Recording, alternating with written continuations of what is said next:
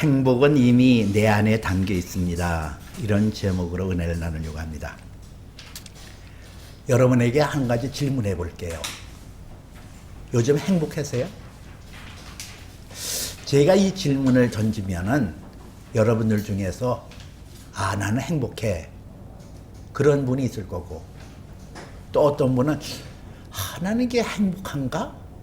아닌가? 애매모호하게 이렇게 답변하는 분도 있을 거예요. 그리고 아니야, 나는 불행해. 그러면 무엇이 행복이에요? 어떤 것이 행복일까? 나름대로 어떤 그 선을 설정해 놓고 나는 이렇게 되어지면, 이런 환경이 되어지면 행복할 거야. 또 이런 여건이 되어지면 나는 행복할 거야. 그래서 그 행복을 추구해요. 누구나. 저도 여러분도. 근데 그렇게 목표하고 바랬던 것이 성취되었을 때 과연 행복하던가요? 그런 질문에 대하여 아주 분명하게 경험한 사람이 성경에 나와요. 이스라엘의 왕, 유다의 왕 솔로몬. 이 솔로몬이 어느 날 자기를 향하여 이렇게 고백을 합니다. 내 영혼아, 내가 시험 삼아 너를 즐겁게 하리니 너는 낙을 누릴지니라. 그렇게 스스로 결단을 해요. 이 솔로몬은 지혜와 지식이 아주 충만했던 그런 유대의 왕이었거든요. 그러니까 그에게 가지고 있는 막강한 권세와 능력과 모든 것을 총 직결을 해서 스스로 그 영혼을 즐겁게 하고 행복하기 위해서 갖가지 일을 도모하기 시작합니다. 은금을 가득 쌓아놓고 산의 준비에 음식을 먹고 궁정을 아름답게 꾸미고 모든 것을 풍요롭게 꾸미고, 그리고 무희들과 더불어 춤을 추고 노래하게 하고, 과수원을 많이 가져와서 정원을 아름답게 꾸미고, 그리고 자기가 보기에 좋다, 저 여자하고 살면 행복하겠다는 여자들은 그냥 가차없이 자기의 처첩으로 삼고, 그렇게 자기의 행복을 추구하고 그 행복을 이루게 해서 자기가 생각하고 바라던 것을 다 이뤄봤어요. 그리고 난 다음에 그의 고백이 전도서 3장에 나와요. 그에 내가 본즉 내가 내 손으로 행한 모든 것과 내가 수고한 모든 것이 헛되이 바람을 잡는 것 같이 헛되다고 그랬어요. 그리고 헤아려서 다 무익하다. 그리고 그는 모든 것이 헛되고 헛되고 헛되니 7번씩이나 헛되다라고 고백을 하고 있거든요. 이렇게 하면 행복할 줄 알았는데, 이것 가지면, 이것 누리면, 이것 가지면은 행복할 줄 알았는데 겪어보니까 그게 아니더라는 거예요. 바람을 잡는 것 같이 헛되다 했어요. 바람을 잡았어요. 근데 펴니까 남아있어요. 없잖아요. 이렇게 그의 인생이, 나는 행복을 추구하고 행복을 바라봤지만은 그 모든 결실은 다 헛되고 헛되고 헛되도다. 그런 고백을 해요. 이 솔로몬이 왜 그렇게 헛되다고 고백을 했을까? 정작 행복이 무엇인지를 몰랐다는 거예요. 내가 생각하는 행복의 기준이, 내가 생각하는 행복의 추구점이 사실은 몰랐다는 거예요. 내가 무엇을 가져야, 무엇을 이뤄야 행복할지를 전혀 몰랐다는 얘기 아니에요. 그러면 이 행복이라는 것은 우리에게 없는가? 여러분도 저도 행복하고 싶잖아요. 근데 하나님도 우리에게 행복을 주시길 원하시거든요. 예레미야서 29장 11절에 보니까 너희를 향한 나의 생각을 내가 안 하니 재앙이 아니요 평안이요 미래가 있고 희망을 주려 하는 것이니라 그랬어요. 하나님이 우리에게 재앙이 아니래요. 평안이래요. 내가 너에게 주는 것을 내가 안다 그랬어요. 내가 평안이요 재앙이 아니고 미래와 희망을 주려는 것이라. 그리고 예레미야서 애가 33장 3절에 보니까 너희에게 고생하고 근심하는 것이 여호와의 본심이 아니니라 그랬어요. 이 세상에 우리가 고생하고 또는 우리가 그냥 막 번민하고 염려하고 이러는 것이 하나님의 본심이 아니라는 거예요. 그러면 하나님께서 우리에게 복을 주시는데 행복을 주시기를 원하는 거 아니냐는 얘기예요. 그렇죠. 행복을 하나님께서 주시고 저와 여러분도 행복하기를 원해요. 근데 이 행복하기를 원하는 어떤 방법이 뭐가 있을까? 성경은 그것을 말씀하고 있거든요. 너희가 행복하기를 원하지. 나도 너희가 행복하기를 원해. 근데 그 행복이 이미 너희 안에 가득 쌓였어. 왜? 하나님 뜻은 여상하시니까요. 하나님 뜻은 온전하고 이미 내 안에 우리가 추구하고 바라는 그 행복의 모든 조건과 모든 그 풍성함이 우리 안에 깃들여 있거든요. 근데 이것을 마치도 펌프질을 하는데 마중물을 부어서 그 안에 있는 그 물을 끌어들이는 것처럼 행복을 끌어들여야 되는데 그 행복을 끌어들이는 마중물이 뭐냐는 얘기예요. 그것이 감사라는 거예요. 하나님께서 우리에게 행복할 수 있도록 모든 여건과 모든 능력을 다 우리에게 가득 심어주시고 그것을 우리의 삶 속에 끌어올릴 수 있는 그 조건이 하나 있는데 감사라는 거죠. 어떻게 감사하라고요? 신명기 33장에 보니까 너희는 이스라엘 백성들에게 말씀하는 거예요. 3차에 걸쳐 내게 절기의 제사를 지르라. 절기를 지켜라 그랬어요. 3차에 걸쳐 3차의 절기를 지내라. 그렇게 선언하셨거든요.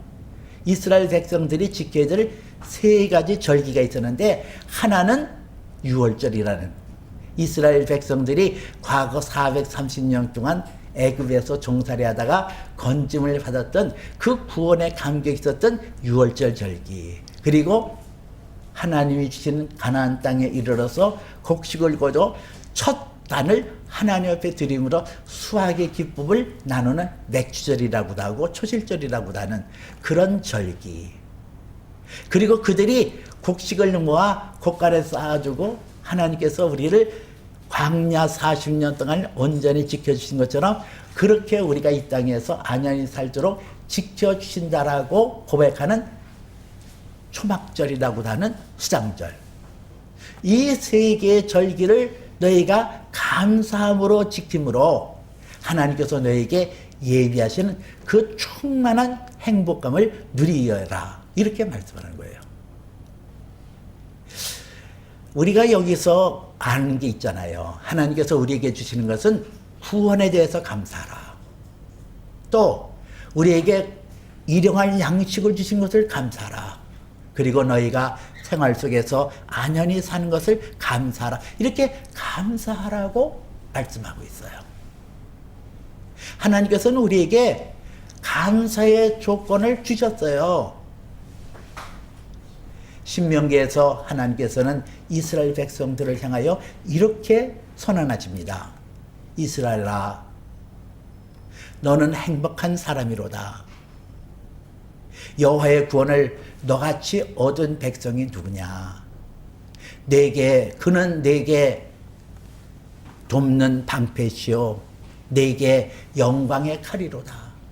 내 대적이 내게 복종할 것이며 내가 대적의 높은 것을 밟으리로다. 그랬어요. 여기서 하나님께서 이스라엘 백성들에게 너는 행복한 자로다 그랬어요. 그러면서 행복한 조건에 대해서 말씀하시기를 구원을 받았다는 것, 그리고 그들이 대적에서 온전히 부활할 수 있는 하나님이 방패가 되셨다는 것, 대적을 진멸하는 영광의 칼이 되셨다는 것을 인하여 너희는 행복한 자라 이렇게 얘기를 해요. 여러분, 그래요. 저와 여러분들이 이스라엘 백성들을 향하여 하나님께서 행복한 자라고 선하는 것처럼 저와 여러분도 행복한 자이거든요. 저와 여러분들도 예수 그리스도의 이름으로 구원을 받았잖아요. 그리고 하나님께서 나를 돕는 자 중에 계셔서 악한 자가 만지지 못하도록 그렇게 나를 보호하시고 이끌어 주실 것을 말씀하고 있잖아요. 하나님께서는 우리의 돕는 방패요, 영광의 칼이에요. 어떤 시련이 온다 할지라도, 어떤 여건이 온다 할지라도 하나님께서 우리에게 주시는 이 구원을 빼앗아갈 수 없어요. 우리는 영원한 선성이 보존되어 있고 그 나라가 우리에게 완성되어진 그날이 있거든요. 그래서 그것을 인하여 내가 하나님 앞에 행복한 자임을 선언하는 거예요. 여러분은 믿음으로 하나님 앞에 행복한 자임을 선언하시길 주님의 이름으로 축복해 드립니다. 이것이 믿음을 통하여 우리가 행복한 자로서의 앞을 향하여 나갈 수 있는 거예요. 무엇을 우리가 감사할까? 오늘 여기 성경에 말씀에 보니까 뭐라고 나왔어요? 레위기에 이스라엘 백성들에게 말씀하시기를 내가 내게 주신 땅으로 들어가서 곡물을 거둘 때에 그 곡물 중에 첫 이삭을 제사장에게 가져올 것을 말씀하고 있어요.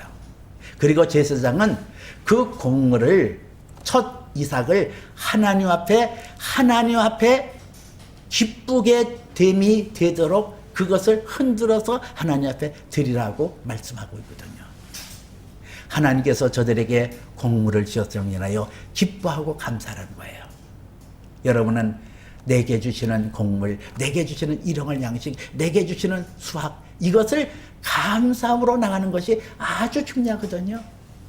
사실 이 세상에서 노동하고 일을 해서 수확을 하는 것이 그렇게 만만한 게 아니에요. 성경 창세기 3장 18절 19절에도 땅이 내게 엉겅퀴와 가시덤불과 엉겅퀴를 낼 것이라.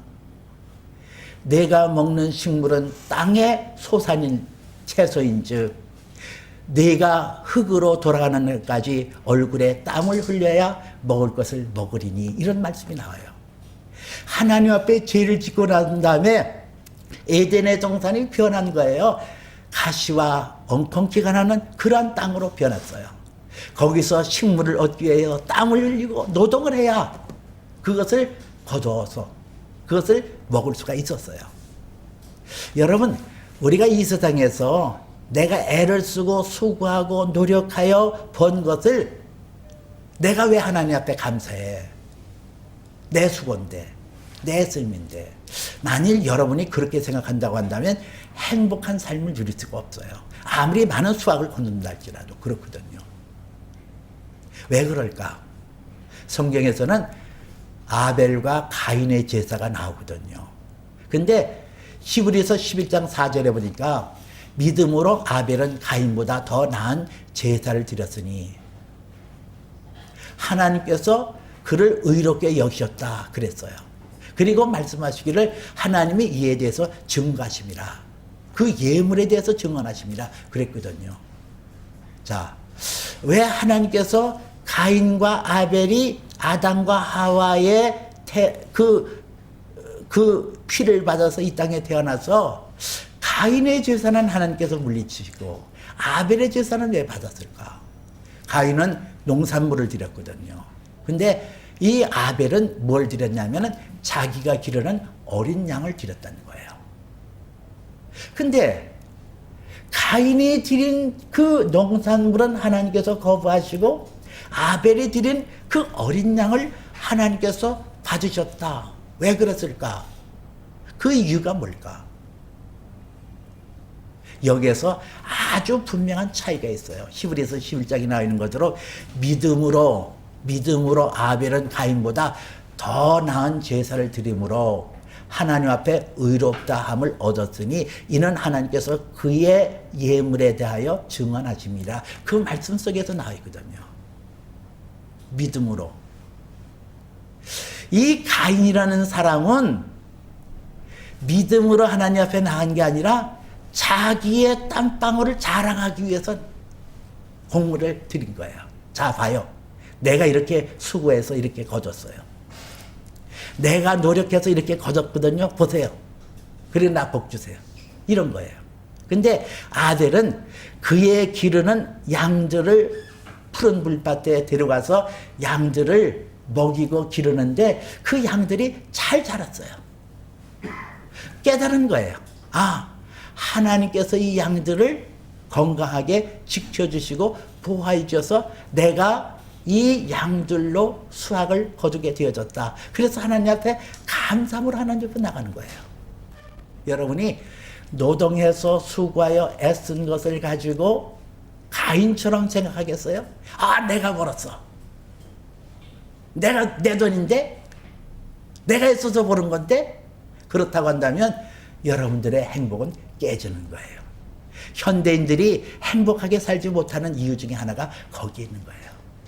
자기가 애써서 수고하여 번 것을 내 것으로 돌리고 하나님 앞에 감사치 아니하고 하나님 앞에 영광 돌리지 아니했기 때문에 그 많은 수확을 가지면 뭐 하겠어요. 그러나 적은 것이라도 하나님 앞에 내맡기고 하나님께서 주신 것입니다. 하나님께서 복을 주셔서 내가 이 수확을 거뒀습니다. 한 달에 수입을 올려서 하나님 앞에 11조를 드림으로써 이것이 내가 노력해서 수고해서 얻은 것이지만은 하나님의 축복이요 은혜입니다. 그리고 하나님 앞에 드릴 때 그것이 가치가 있고 그것으로 인하여 행복할 수 있음을 성경이 말씀하고 있단 말이에요. 이스라엘 백성들에게 가르치시는 것이 바로 그거거든요. 곡물을 너희가 수확할 때 그 곡물 중에 첫 단을 하나님 앞에 드림으로 감사로 그것을 흔들어 드려라. 이 흔들어 드린다는 것이 요제라는 단어를 쓰거든요. 요제. 이것은 이렇게 위아래로 좌우로 흔들어서 하나님 앞에 드리는 것을 말해요. 하나님, 이렇게 곡물을 수확했습니다.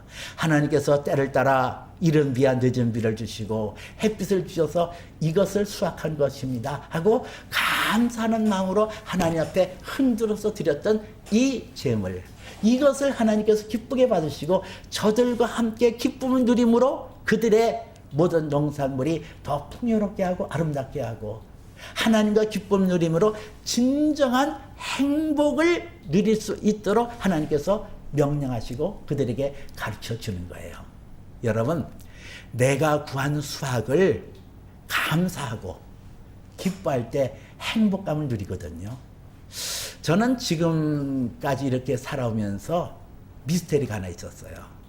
그것은 수제비만 3개월 동안 아침, 점심, 저녁을 먹었는데 그 수제비가 그렇게 맛있다는 거, 질리지가 않았다는 거. 여러분 한번 상상해 보세요.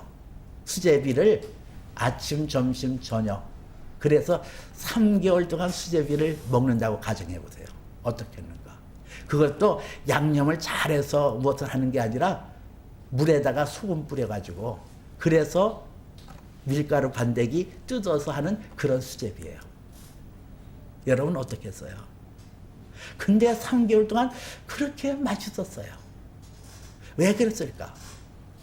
우리 집이 형편이 좀 어려워져서 제가 중학교 중퇴하고 좀 이렇게 가세가 기울어진 그런 상황 속에 있었거든요. 17살 때. 서울의 성산동이라는 데가 지금은 뭐 번창한 도시입니다만은 그때만 해도 서울 외곽 지역에 아주 초라한 지역이었어요. 그곳에 가난한 사람들이 많이 있었는데 취로 사업이 있었다고요. 아버지하고 저하고 가서 거기 가서 취로 사업을 하면서 하루에 1인당 밀가루 한 푸대를 줘요. 그러니까는 3일 동안 일했더니 아버지와 저가 밀가루 6푸대.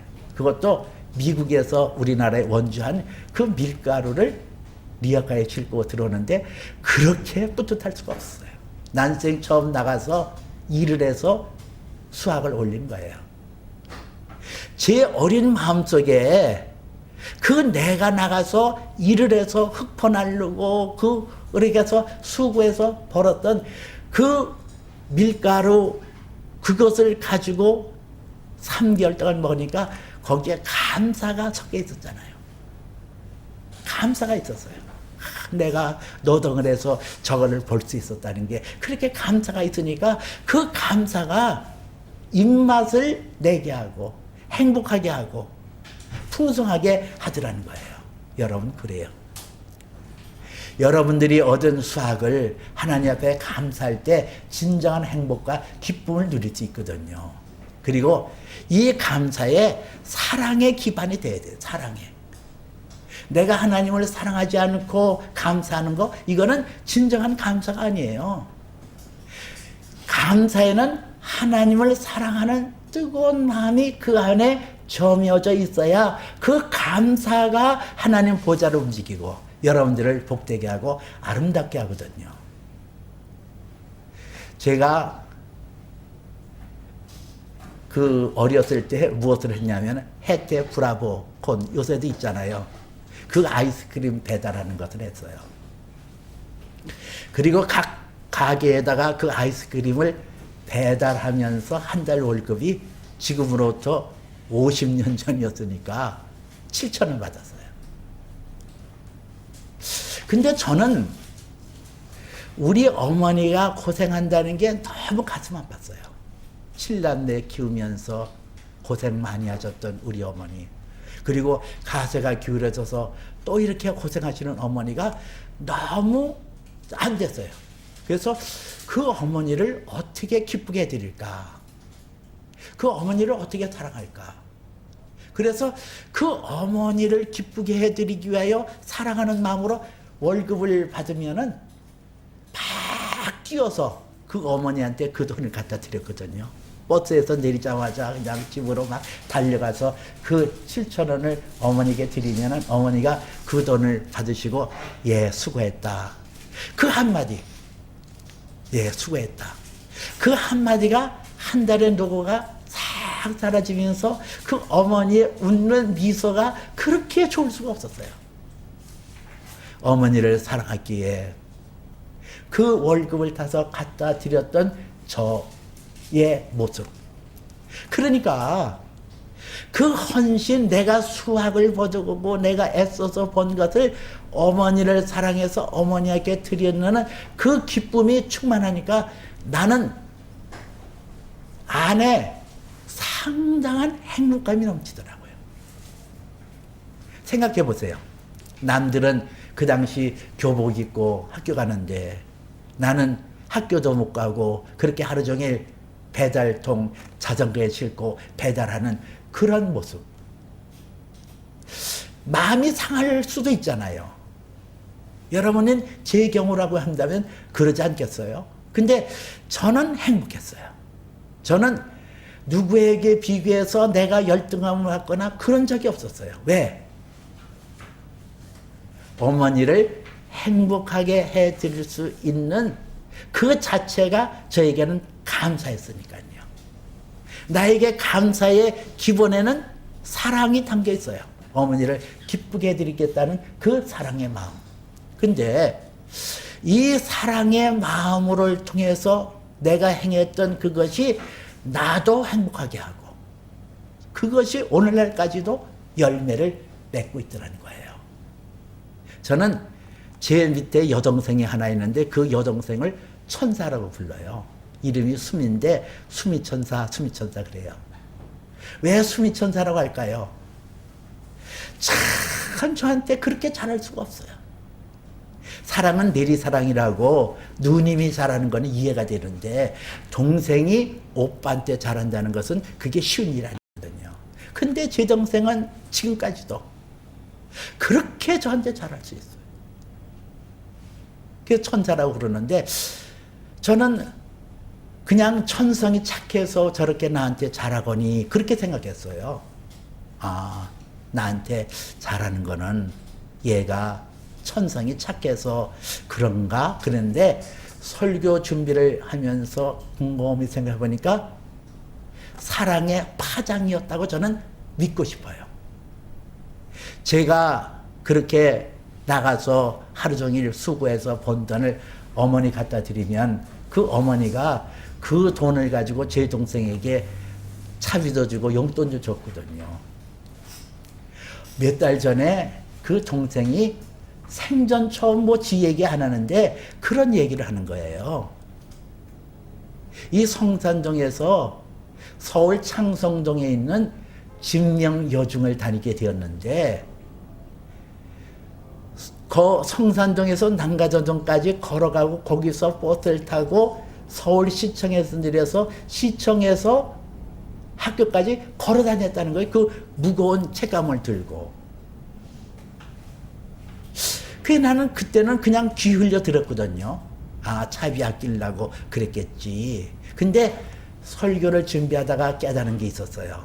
아, 얘가 그 중학생 어린 나이지만은 오빠는 3살 위에 오빠는 나가서 그 아이스크림 배달통을 자전거에 끌고 그렇게 돈을 벌어서 어머니에게 갖다 드리고 그 어머니가 받은 돈을 내게 차비하라고 준 건데 아마도 그의 어린 마음속에 미안한 마음이 있었지 않았을까. 그건 내 추측이에요. 물어보진 않았어요. 그 오빠는 나가서 일을 하는데 학교 다녀야 될 나이인데도 불구하고 일을 해서 그 돈을 가져다가 내가 차비를 쓰는데 이 차비 한 푼이라도 아껴야 될 것이다. 이렇게 생각해서 그 시청에서 창성동 경복궁 옆에 있는 그 학교까지 걸어가지 않았을까. 그렇게 저는 추론하거든요. 그리고 그때의 그 감동과 감격이 오늘까지 살아있어서 제가 힘들 때마다 나에게는 천사로 다가왔던 내 동생. 여러분, 이것이 감사의 위력이에요. 사랑이 담겨있는 감사로 하나님 앞에 나올 때에 그 감사가 파장을 일으키고 하나님의 역사가 나타나고 축복이 나타나고 행복이 거기에 서려 있게 되어진다는 거예요. 우리가 감사는 하나님의 영원한 행복에 들어가는 그런 통로가 되거든요.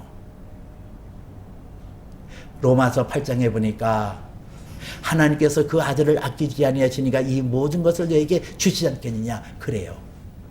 하나님은 우리에게 그 아들과 더불어 우리의 모든 필요한 것을 채워주시고 우리가 이 땅뿐만 아니라 영원한 나라에서 기쁨과 행복을 누릴 수 있도록 그 아들과 더불어 모든 것을 주셨다는 거예요. 여러분 안에 이미 하나님이 주시는 행복이 있다는 사실을 깨달으시길 바라요.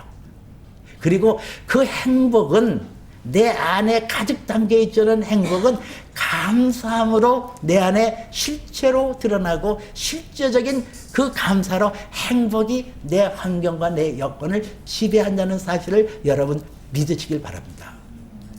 우리가 때로는 그 감사가 끊겨지고 원망이 나오는 경우는 누구하고 대비할 때에 그런 생각 나오잖아요.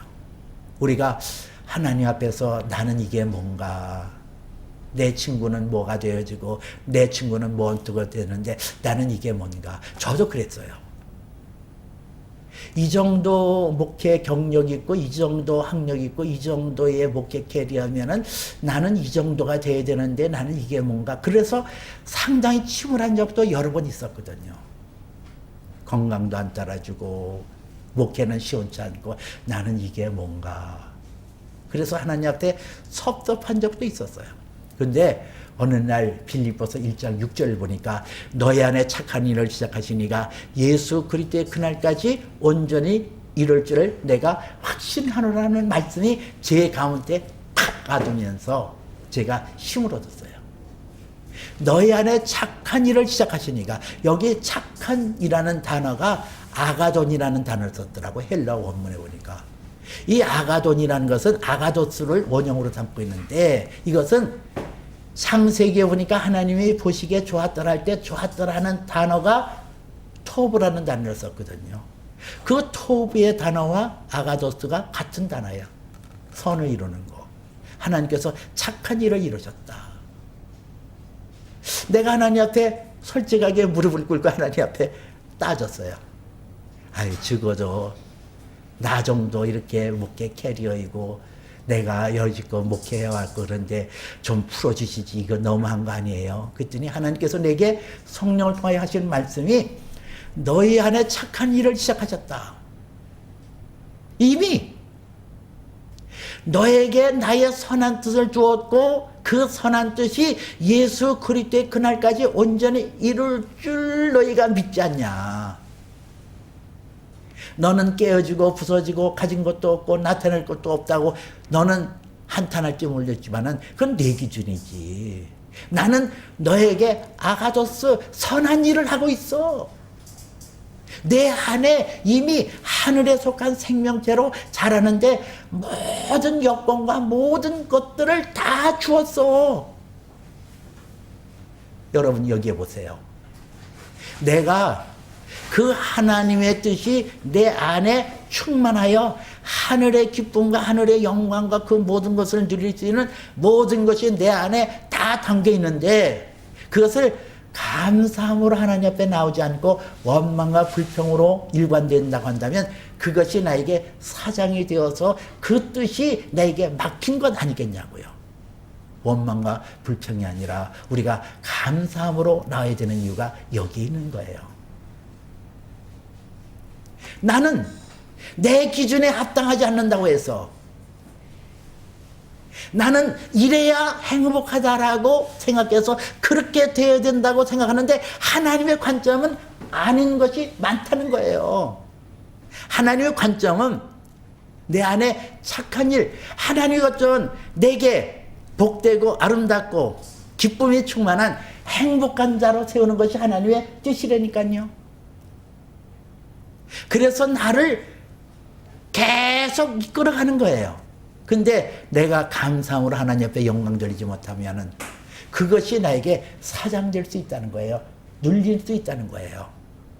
감사가 하나님의 기쁨으로 충만하고 감사가 하나님 앞에 나올 때에 하나님의 기쁨과 내 기쁨이 플러스가 되어서 기적이 일어나요. 감사는 영원한 행복을 누릴 수 있는 조건, 통로가 되어지고 하늘에 속한 영광을 얻을 수 있는 통로가 되어져요. 이미 저와 여러분에게는 하나님께서 행복할 수 있는 모든 조건을 다 주셨어요. 행복할 수 있는 모든 것을 내게 다 주셨어요. 나는 감사함으로 하나님 앞에 나가 하나님께서 내게 이루어지고자 하는 그 거룩한 뜻이 저와 여러분에게 충만하게 이루어지기를 주님의 이름으로 축복해 드립니다. 기도합니다. 사시고 전능하신 하나님, 우리가 이 땅에 살 때에 내가 이렇게 되어지면 행복하고 이렇게 되어지면 내가 복되어질 것을 알아 그것을 추구하며 살아왔습니다. 그러나 그것이 헛되고 헛된 것을 깨달았습니다. 하나님께서 내 형편과 처지와 나의 모든 체질을 아시오니 하나님만이 나의 행복의 근원이 되시고 하나님만이 나의 행복의 길이 되시옵나이다. 주여 이미 내 안에는 행복의 모든 조건이 담겨 있사오니 원망과 불평을 삼가하게 하시고 오직